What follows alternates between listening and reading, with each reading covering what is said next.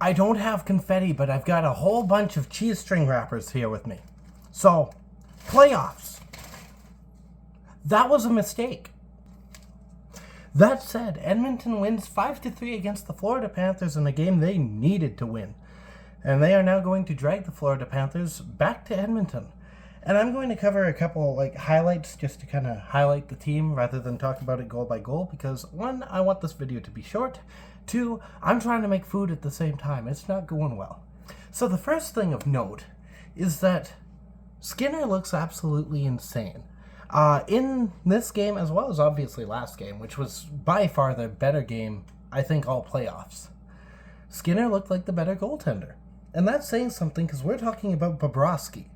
Give me a sec, pizza dough doesn't like working with me. Skinner had to start the game basically making incredible saves. I did that well. Where it was basically chance for chance against the Panthers. And I'll admit, I think that Bobrovsky looked a lot more uncomfortable with his stops that he had to make early on. And that would translate into the game. Edmonton tried near the end to do their thing where they collapsed a little bit, but they held on enough that it didn't matter. But by far, I think that Skinner was obviously the better goaltender in this one. Second thing of note is that the quiet ones, if you want to call it that, were the big ones to come up big. Connor McDavid came up big in this one, don't get me wrong. Bouchard as well, and Hyman with his ankle or shin or whatever, knee. But one of the best goals in this game came from Connor Brown, who poked the puck away on a penalty kill, which you're not supposed to be good at penalty kills. He was good on the penalty kill. He pokes the puck away, he skates after it, and he does a couple dekes to get rid of Bobrovsky, puts the puck into the back of the net. That was the first goal for the Oilers. The physicality was also a thing of note. Both teams hate each other. But, there were only 3 scrums, 0 fights in this. But the hits were insane. There was one hit that Holloway made on Oliver Ekman-Larsson that was basically just a hip check.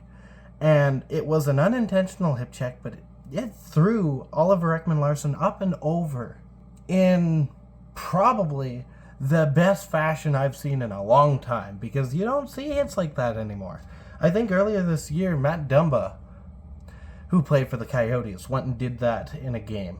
So I can't say it never happens. The refs were a little bit of a factor in this one, not too much. Edmonton still came out on top, but it seemed like the refs either weren't perceptive in this one, or were trying to lean some way, but I think it's that first option. By the way, because of where I am, I've got to contend with the heater. I'm sorry. But the reason I say it's a perception issue and not, say, bias, I guess, is because there were calls that were missed for both sides. I saw a blatant hooking call while we were waiting for a power play for Edmonton to start, where the hook should have been called. Someone should have been looking, someone should have seen that, and that should have been called. With Skinner gets run into by Sam Bennett, and there's no call. So I think in this one, the refs were just tired. Or they have the mentality of let them play hockey. So now the Stanley Cup, as well as the Oilers and the Panthers, are headed back to Edmonton to play Game 6 in a place which I should credit. Florida had a wild atmosphere in this game. But Edmonton's basically just the same, if not better, and it's for the other team. If there's anything like home ice advantage, Florida didn't capitalize on theirs. Now Edmonton has a chance to get up on theirs.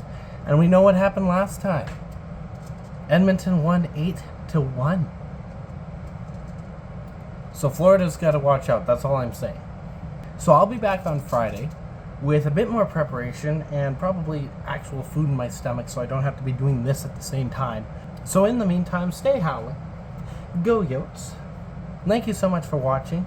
If you liked what you saw, you can hit the thumbs up button. I know I wasn't as informative this time, but hey, the playoffs are almost over, one way or another. I think I deserve some relaxation and food. If you didn't like what you saw, blame that thing, the heater. It's too freaking loud. I don't like it. If you want to see me talk about these last few games, either the last game on Friday or the last game Friday, as well as the last game that could happen Monday, hit the subscribe button. I'll also be covering the Utah, whatever they're going to be called, next season. So that should be a fun one. Share this with your friends, and as always, I will be back.